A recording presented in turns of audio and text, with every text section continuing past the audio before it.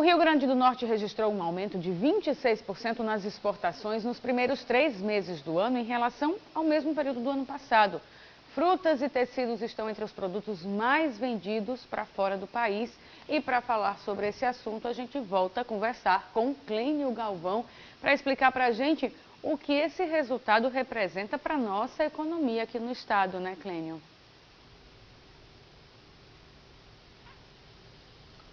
Pois é, Emily, houve esse crescimento aí em relação ao ano passado e a expectativa para 2019 é que essas exportações superem, né, todo 2018. A gente vai conversar agora com o Luiz Henrique Guedes, que é gerente do Centro Internacional de Negócios da Fierne, que foi quem divulgou esse resultado, né, esse crescimento aí. Luiz, a que se deve esse crescimento, né? Primeiro, quais foram os produtos mais exportados e como é que isso reflete na economia do Rio Grande do Norte? Bom dia. Bom dia. Em termos de produto que dá impacto na pauta realmente, eu destacaria o melão, né, em 2019, com um crescimento bastante considerável em relação ao ano passado. E juntamente com melancia, que esse ano está ocupando o segundo lugar na pauta, digamos assim, fizeram uma grande diferença nesse percentual. Né? Mas na verdade a gente tem uma pauta bastante diversificada, que outros produtos também, né, somados todos, são muito importantes para o crescimento das exportações do estado. E além de melão, melancia, teve também, né, o pescado, como a Emily falou, tecidos e sal. Como é que isso impacta na economia, né? Quantos milhões já foram movidos, né, já foram gerados por causa dessa exportação? Olha, até, né, janeiro a abril, cerca de 120 milhões de dólares exportados. É muito importante para a economia do Rio Grande do Norte, né, que essas exportações cresçam, porque nós temos inclusive um mercado interno bastante retraído ultimamente e as exportações dão um fôlego muito grande para as empresas, né, se manterem atuantes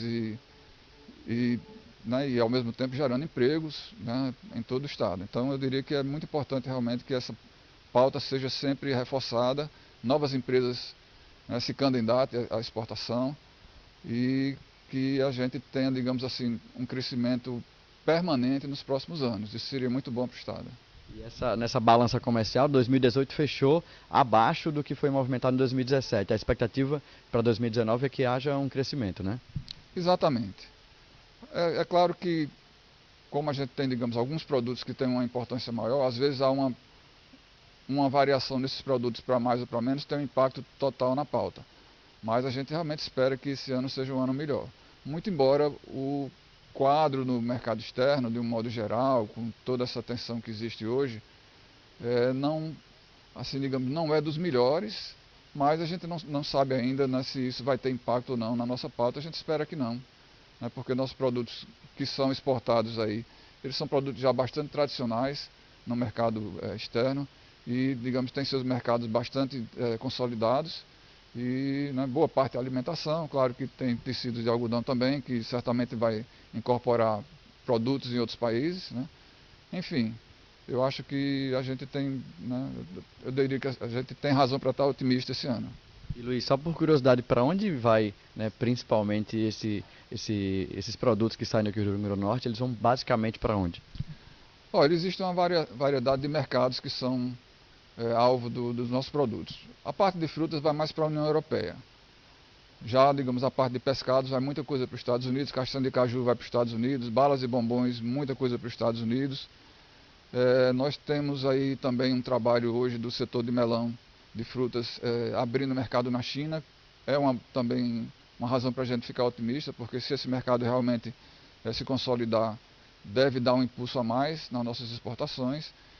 E então há digamos, uma certa diversificação de mercado, mas eu diria que a gente tem uma certa dificuldade talvez de trabalhar mais no Mercosul, por exemplo, né, que nós temos um acordo comercial, mas devido a distâncias, né, e a proximidade de outros estados mais próximos dos países do Mercosul, a gente às vezes perde um pouco, digamos, de espaço para trabalhar melhor esse mercado. Ok, Luiz, eu vou pedir para você ficar aqui porque a Emily lá no estúdio está querendo fazer uma pergunta para a gente. Emily. Não, Clênia, aproveitando que você está aí no Porto de Natal, a gente já mostrou semana passada e esse ano algumas vezes uma apreensão, várias apreensões de cocaína no Porto de Natal. E isso começou até inclusive a afetar e impactar também algumas exportações que saíam aqui pelo Porto de Natal, porque a empresa que fazia a exportação, o transporte de frutas para a Europa, por exemplo, simplesmente tinha suspendido as atividades por uma questão de segurança, por não querer ver o nome dela vinculado à droga, né, a cocaína que estava sendo apreendida. Isso é muito importante também que o Porto ofereça toda essa questão da segurança para que essas exportações continuem aí aumentando, né?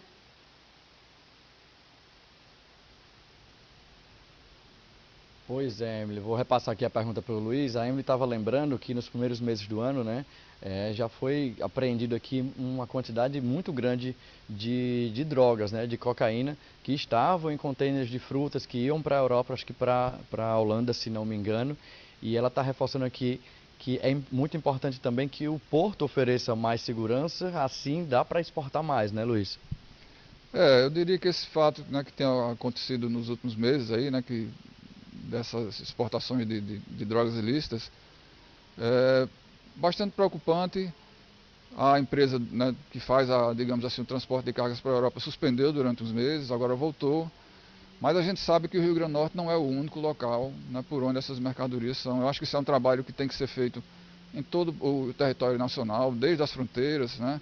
Como é que isso está chegando aqui, né? Enfim, é uma coisa preocupante, porque traz sempre uma insegurança, né, e inclusive há relatos agora de uma demora maior no embarque das mercadorias, porque a fiscalização física, container a container, está aumentando também.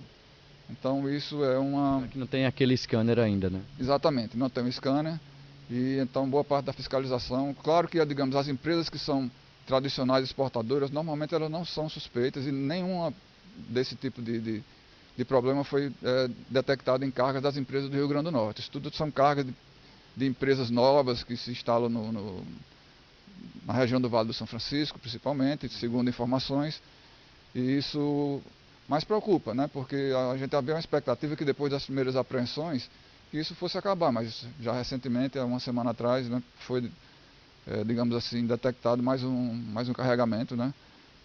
Mas eu imagino que a Polícia Federal aqui, a polícia na Holanda também, está todo mundo muito atento a isso e a gente imagina que isso vai realmente ter uma solução.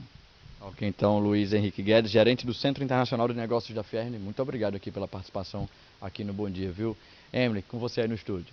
Obrigada, Clênia, pelas informações.